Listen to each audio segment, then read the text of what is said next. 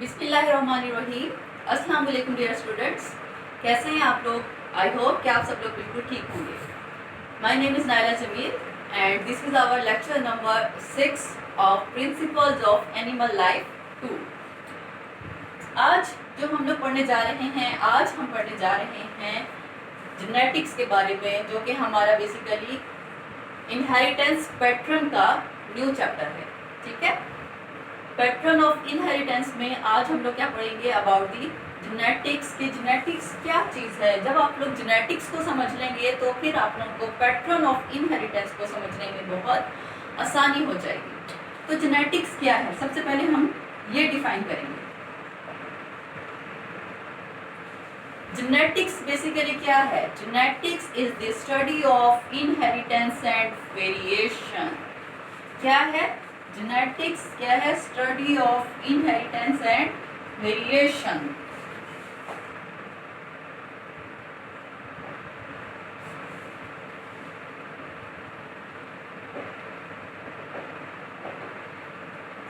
Genetics में हम क्या स्टडी करेंगे? हम स्टडी करेंगे इनहेरिटेंस को और वेरिएशन को। इनहेरिटेंस क्या है?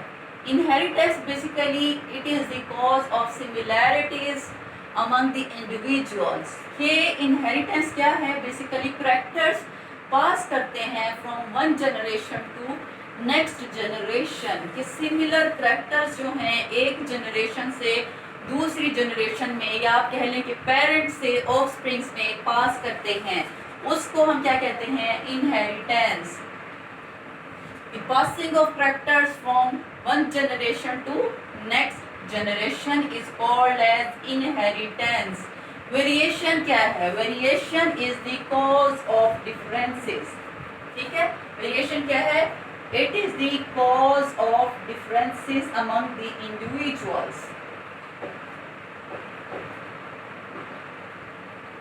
वेरिएशन क्या कॉज कर रही है? डिफरेंसेस कॉज कर रही है among the individuals, while inheritance is the cause of similarities।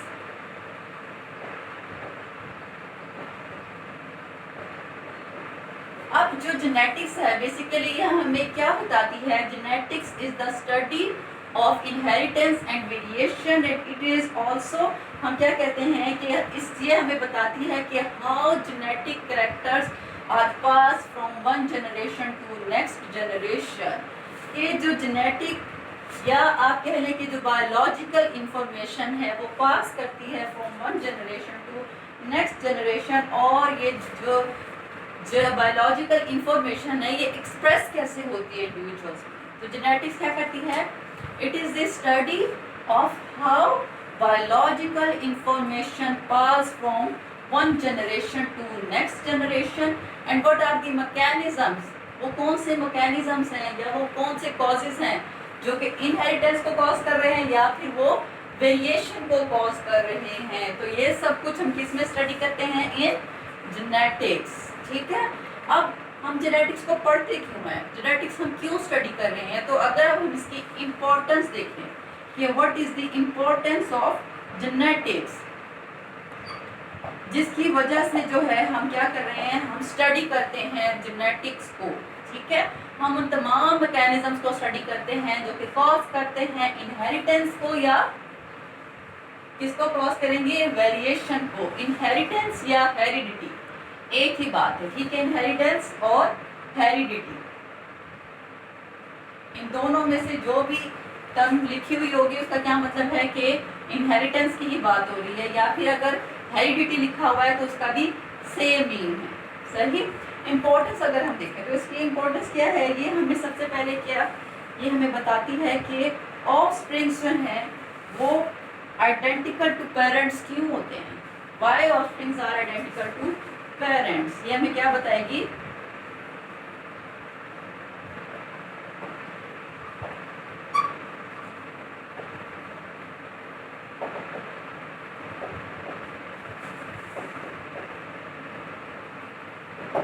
ठीक, सबसे पहले जो है हमें जेनेटिक्स को स्टडी करने का क्या बेनिफिट होता है कि हमें पता चलता है कि ऑफस्प्रिंग्स जो हैं अपने पेरेंट्स से इतनी ज़्यादा मुशाबहत क्यों रखते हैं, इतनी ज़्यादा सिमिलैरिटीज़ उनमें क्यों होते हैं विद देयर पेरेंट्स। तो वो सारी के सारी रीजंस हमें पता चलती हैं आफ्टर स्टडिंग दी जेनेटिक्स कि अगर आप लोग देखें कि आप लोगों की रिजेम्बलेंस, आप लोगों की सिमिलैरिटी आप लोगों के पेरेंट्स के साथ बहुत ज़्यादा होगी, ठीक है। तो जैसे कि अगर कोई आपको मिलता है तो फ़ौरन ही पहचान लेता है कि आप फलां के बेटे हैं या बेटी हैं या बेटा है, ठीक है। फ़ौरन से आप कहते हैं कि अच्छा आपके फादर वो हैं, अच्छा तो आप उनकी बेटी हैं। तो ये क्या होती है, रिजेम्बलेंस होती है जो कि जीन्स के थ्रू, इनहेरिटेंस के थ्रू आप लोगों में आए हुए होते हैं फ्रॉम देयर पेरेंट्स। इसी तरीके से बहन भाइयों में भी बहुत ज़्यादा मुशाबहत होती है। बहन भाई भी आपस में बहुत ज़्यादा सिमिलैरिटीज़ रखते हैं कि कोई भी अगर उनको मिलता है तो फ़ौरन से पहचान लेते हैं कि अच्छा वो आपकी बहन है, वो आपके भाई हैं। तो ये किसकी वजह से होता है, रीज़न पीछे क्या होती है, इनहेरिटेंस, राइट। तो जेनेटिक्स हमें बताएगी कि बेसिकली इनहेरिटेंस क्या है, वो कौन कौन से कॉजेज हैं जो कि इनहेरिटेंस को कॉज कर रहे हैं। इसी तरीके से ये हमें वेरिएशन के बारे में भी बताएगी कि स्टिल ब्रदर एंड सिस्टर बहुत सिमिलर होते हैं एक दूसरे के साथ, लेकिन इसके बावजूद उनमें बहुत सारे डिफरेंसेस भी पाए जाते हैं। अब हमें कौन बताएगा, जेनेटिक्स बताती है कि इन वेरिएशंस की रीजंस क्या हैं, राइट।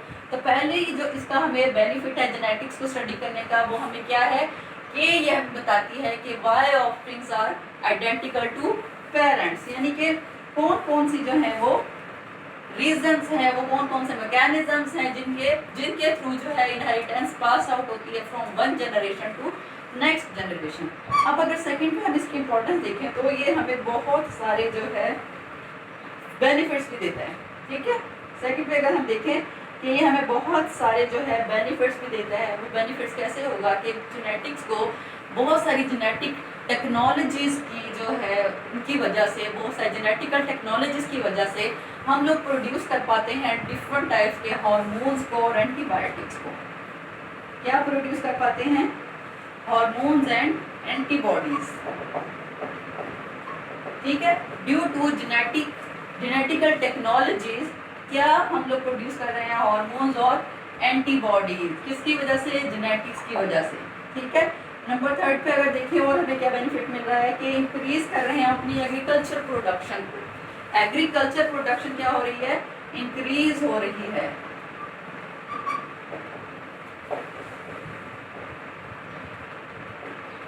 प्लांट्स की जीन्स को स्टडी करने के बाद उसकी प्रोडक्शन को इंक्रीज करने के लिए बहुत सारा जेनेटिकल वर्क हो रहा है ताकि इस एग्रीकल्चर प्रोडक्शन को इंक्रीज किया जा सके और ह्यूमन नीड को पूरा किया जा सके। ये सब किसकी बदौलत है, जेनेटिक्स की बदौलत है।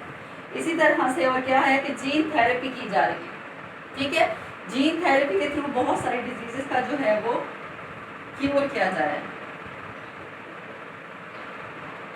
जीन थेरेपी की जा रही है किसमें, ह्यूमंस में। इसी तरीके से प्रोड्यूस किए जा रहे हैं ट्रांसजेनिक इंडिविजुअल्स। क्या प्रोड्यूस किए जा रहे हैं, ट्रांसजेनिक ऑर्गेनिजम्स को प्रोड्यूस किया जा रहा है। ट्रांसजेनिक ऑर्गेनिजम्स ऐसे ऑर्गेनिजम्स होते हैं जिनके अंदर जो है बाहर से कोई और एक्सटर्नल जीन्स इंसर्ट की जाती हैं, ठीक है। कैसे ऑर्गेनिजम्स होते हैं ट्रांसजेनिक, जिनके अंदर जीन्स जो है वो एक्सटर्नल सोर्स से एंटर की जाती हैं, इनकॉर्पोरेट की जाती हैं, ठीक है। और रिप्लेसमेंट ऑफ डिफेक्टिव जीन्स, जो डिफेक्टिव जीन्स होती हैं उनको रिप्लेस किया जा रहा है due to the genetics.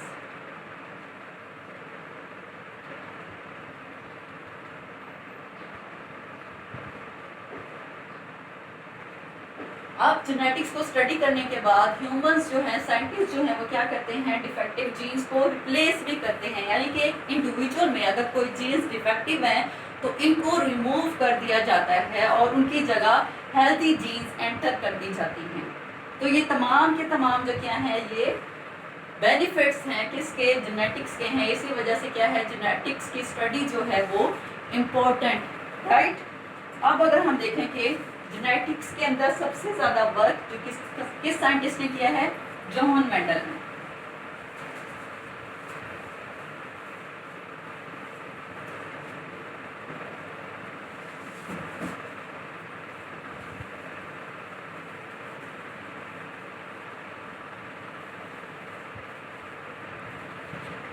Genetics में सबसे ज़्यादा काम किस साइंटिस्ट का है, जॉन मेंडल का।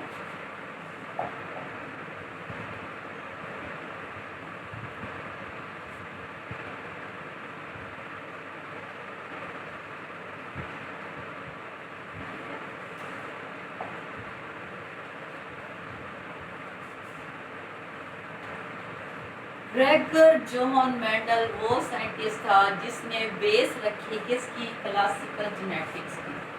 किसकी बेस रखी थी इसने, क्लासिकल जेनेटिक्स की।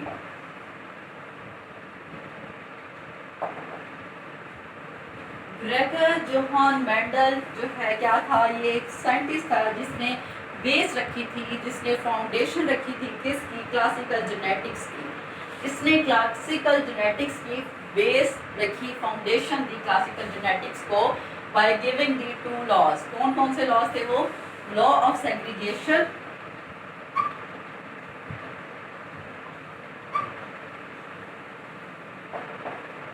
And law of independent assortment.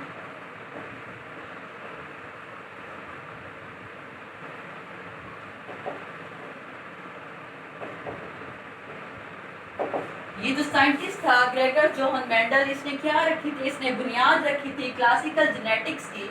किस तरह बुनियाद रखी, उसने 2 लॉज दिए थे। कौन कौन से, law of segregation and law of independent assortment. इन दोनों के दोनों लॉज ने बेसिकली बेस प्रोवाइड की किसको, क्लासिकल जेनेटिक्स को। इन्हीं 2 लॉज के ऊपर जो है सारी की सारी बेस है किसकी, क्लासिकल जेनेटिक्स की। सही। ये जो साइंटिस्ट था बेसिकली ये क्या था, ये एक प्राइस था। क्या था ये, प्राइस था। ये जो साइंटिस्ट था ये क्या था, एक प्राइस था। और इसने क्या किया था, इसने एक्सपेरिमेंट्स किए थे किसके ऊपर, पी प्लांट के ऊपर। इसके ऊपर पी प्लांट पे, इसका साइंटिफिक नेम क्या है, पिसम सैटिवम। क्या है साइंटिफिक नेम इसका, पी प्लांट का, पिसम सैटिवम। साइंटिफिक नेम जब भी लिखेंगे किसी भी प्लांट का या किसी भी एनिमल का, तो जो उसका जीनस नेम होगा वो क्या होगा, कैपिटल वर्ड से, कैपिटल लेटर से स्टार्ट होगा, ठीक है। और जो उसका स्पीशी नेम होगा वो स्मॉलर लेटर से स्टार्ट होगा। और ये जो दोनों के दोनों जीनस नेम और स्पीशी नेम, इसको अंडरलाइन किया जाएगा, ठीक है। पी प्लांट का जो पी है, पी प्लांट है, उसका साइंटिफिक नेम क्या है, पिसम सैटिवम। ये जो साइंटिस्ट था जोहन मेंडल, इसने बहुत सारे एक्सपेरिमेंट किए किसके ऊपर, इस पी प्लांट के ऊपर, ठीक है। और इस पी प्लांट के ऊपर ही डिफरेंट एक्सपेरिमेंट करने के बाद ही उसने 2 लॉज दिए। कौन कौन से, law of segregation and law of independent assortment. सही। और उसने इसके ऊपर काम कितने साल तक किया, 11 साल तक उसने इस प्लांट के ऊपर काम किया, ठीक है। जिसके अंदर उसने क्या स्टडी किया, लॉ ऑफ सेग्रीगेशन को, लॉ ऑफ इंडिपेंडेंट असॉर्टमेंट को। मेंडल ने फिर अपनी जो उसकी फाइंडिंग्स थी उसने वो किस में प्रेजेंट की, उसने वो दी ब्रून सोसाइटी को, ठीक है।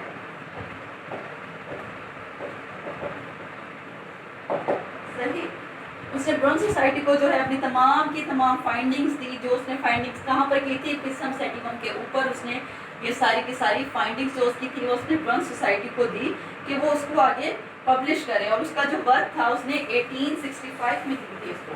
कब दी थी, 1865 में। और 1866 में उसका काम जो है वो पब्लिश हो गया था, ठीक है। अब जो है इसी सारे के सारे काम ने जो उसने किस पे किया था, पिसम सैटिवम के ऊपर किया था, उसी ने सारी की सारी फाउंडेशन रखी क्लासिकल जेनेटिक्स की, राइट। और उसका वर्क जो है 34 साल तक नेग्लेक्टेड रहा। उसका जो ये काम था जो उसने किस पर किया था, पिसम सैटिवम के ऊपर 11 साल उसने जो काम किया था, 34 ईयर्स तक उसका ये वर्क नेग्लेक्टेड रहा। कितने साल तक, 34 ईयर्स तक जो है उसका ये वर्क नेग्लेक्टेड रहा। और 34 साल के बाद 3 साइंटिस्ट आए और तकरीबन उसकी डेथ के 16 साल बाद, ठीक है। 34 ईयर्स तक उसका वर्क जो है नेग्लेक्टेड रहा। और आफ्टर द डेथ जो है उसकी डेथ के 16 ईयर्स बाद जो है 3 साइंटिस्ट थे। 3 साइंटिस्ट कौन कौन से थे, लॉरेंस था, डीप्रिस था और डैशमार्श था। उसने इंडिपेंडेंटली जो है उन तीनों ने इंडिपेंडेंटली उसके काम को रीडिस्कवर किया। और रीडिस्कवर करने के बाद उन्होंने बताया कि बेसिकली मेंडल ने कितना जो है इम्पोर्टेंट काम किया था। उसके उस काम ने बेसिकली बेस रखी थी किसकी, क्लासिकल जेनेटिक्स की, ठीक है। अब मेंडल ने ये जो प्लांट चूज किया था, पी प्लांट, पिसम सैटिवम, उसको चूज करने के पीछे उसके कुछ रीजंस थी, ठीक है। कि उसने इसको चॉइस क्यों किया एक्सपेरिमेंट के लिए, वो रीजंस क्या थी।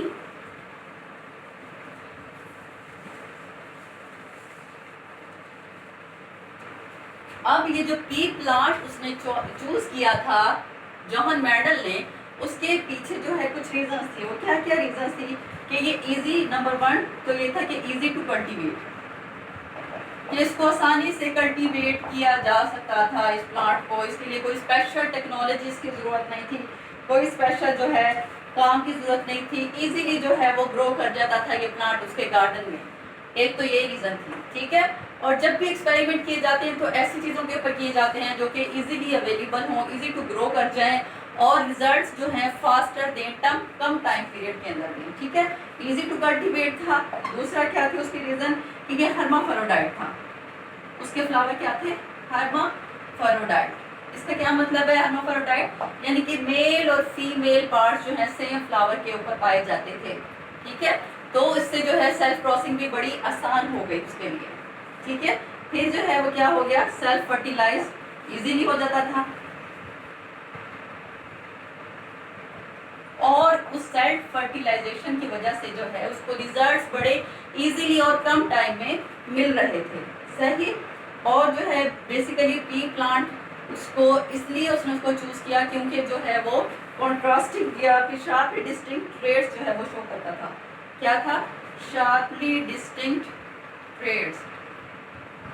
शार्पली डिस्टिंक्ट ट्रेड्स का क्या मतलब है, क्योंकि आप ये देखें कि उसकी प्लांट की हाइट में भी उसको जो है वो डिस्टिंक्ट करैक्टर मिला था। हाइट में एक टॉल था, दूसरा ड्वार्फ था। इसी तरह से उसका सीड अगर देखें तो सीड की शेप एक राउंड थी, दूसरी रिकट थी।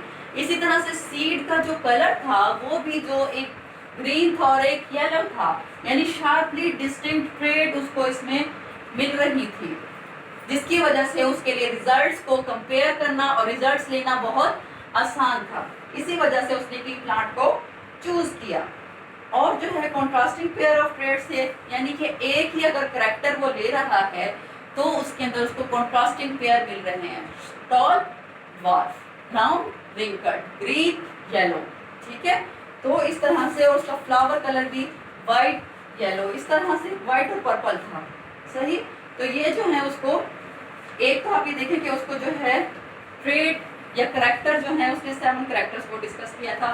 प्लांट की हाइट देखी, फ्लावर का कलर देखा, फ्लावर की पोजीशन, पॉड कलर देखा, पॉड शेप देखी, सीड कलर और सीड शेप। इसके अंदर उसको ना सिर्फ ये करैक्टर्स डिफरेंट मिले बल्कि उनके कॉन्ट्रास्टिंग पेयर्स भी मिले, डोमिनेंट और रिसेसिव कैरेक्टर भी उसको इजीली स्टडी करना उसके लिए बहुत आसान था। यही रीजंस थी जिसकी वजह से मेंडल ने चूज किया किसको, पी प्लांट को, ताकि वो उसको स्टडी करे और जो है अपने रिजल्ट्स इजीली ले सके और इनहेरिटेंस का जो बेसिकली पैटर्न है या जो इनहेरिटेंस का मैकेनिज्म है उसको डिफाइन कर सके।